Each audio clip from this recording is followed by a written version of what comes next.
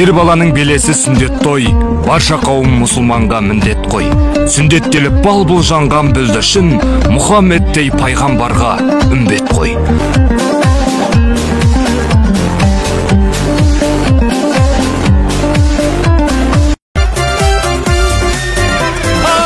Ағатқа мінгізеді жас баланы, қолжынға тағаны тасталады. Сүндетке отырғызу міндет ұлды, осылай мұсылмандық басталады. Сүндетке отырғызу міндет ұлды, осылай мұсылмандық басталады. Сүндет той әрбір қазақ мәңгі тойласын, батыр ұл аттың құлағында ойнасын.